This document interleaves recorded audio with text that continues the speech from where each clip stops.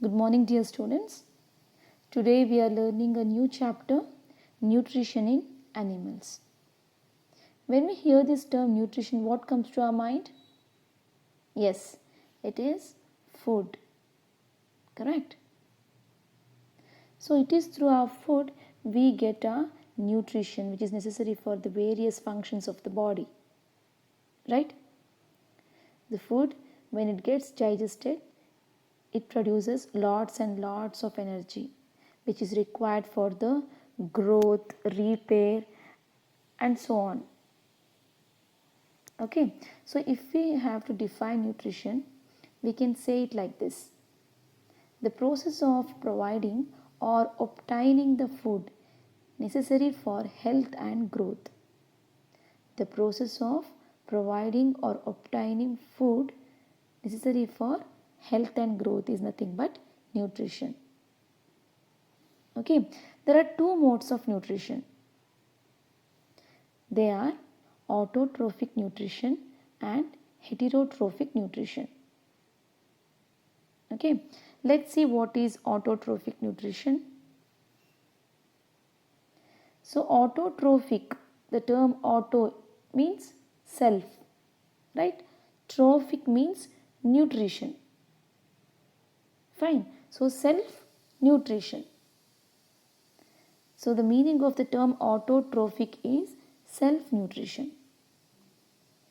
So it is a process where an organism prepares its own food from a simple inorganic material, water, mineral salts and carbon dioxide in the presence of sunlight. So this is nothing but what? Photosynthesis. Correct?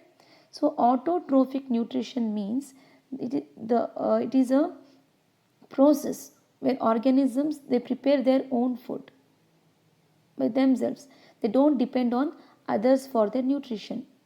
The best example is, you can see it here in this picture, the plants. What they do? They prepare their food by the use of carbon dioxide, water, right, sunlight, and what they produce?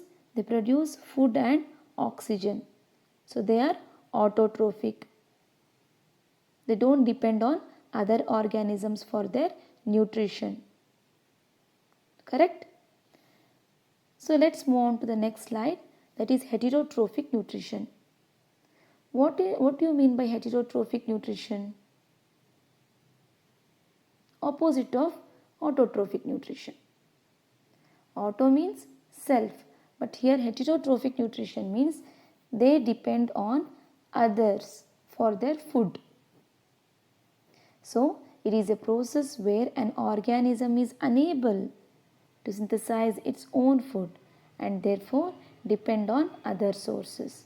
They cannot, because for example we human beings, can we prepare food just like plants? No, right? We depend on other plants and animals. Correct? So few are herbivores and few are carnivores and few are omnivores. So depending on their food style, they depend on other organisms. You can see in this picture. So here we have the basic grass is there. Okay, so this grass is a plant which will prepare food with the help of sun, and which is eaten up by the mouse, and this mouse is by snake, snake is by hawk. But these three cannot prepare their own food. They depend on the plant source, correct, for their nutrition. So here these three are what?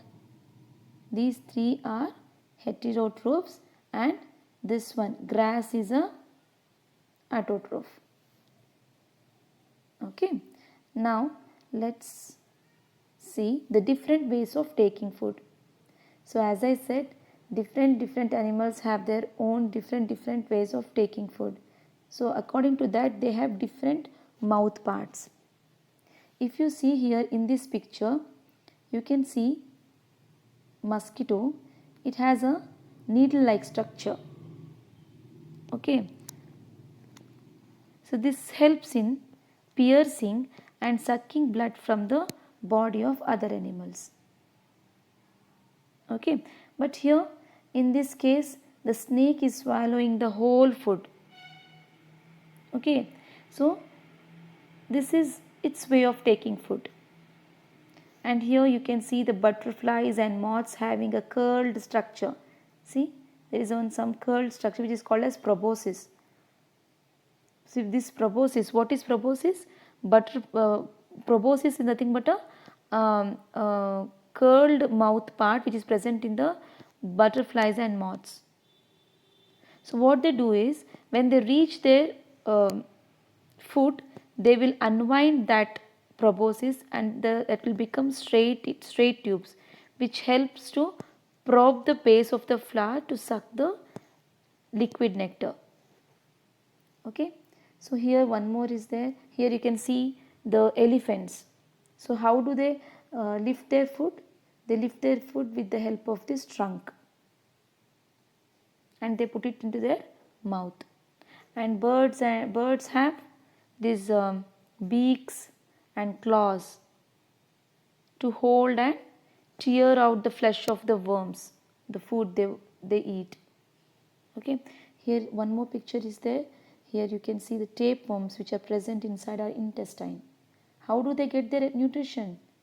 They suck up the nutrition from our intestine and they survive there. Okay, like this we have different